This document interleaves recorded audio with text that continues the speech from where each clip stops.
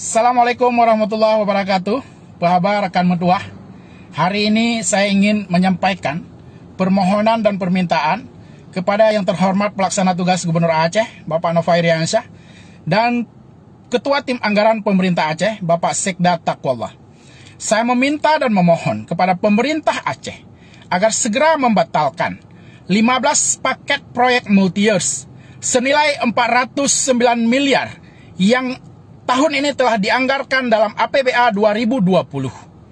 Dan rencananya akan dianggarkan lagi senilai 1,2 triliun dalam APBA 2021.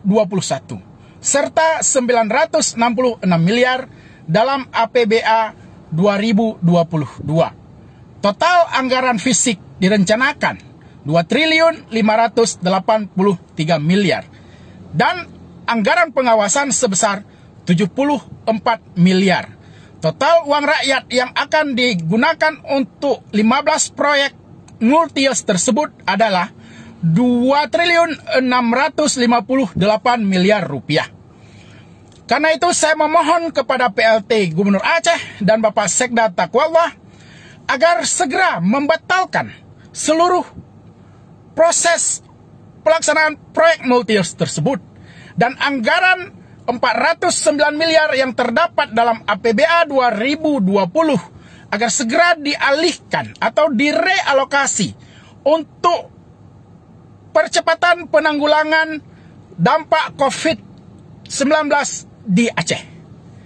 Sekali lagi saya memohon kepada pelaksana tugas Gubernur Aceh untuk membatalkan proyek multi-years dan mengalihkan 409 miliar anggaran dalam APBA 2020 untuk penanggulangan COVID 2019. Jangan hanya anggaran daerah yang dialihkan. Anggaran multi-years wajib dialihkan.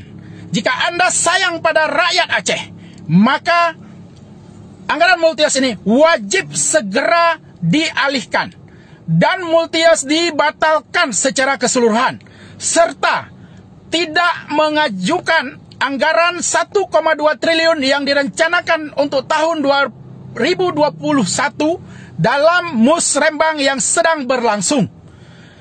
Jadi saya ingatkan sekali lagi, tolong batalkan proyek multi-years dan alihkan untuk penanggulangan COVID 2019.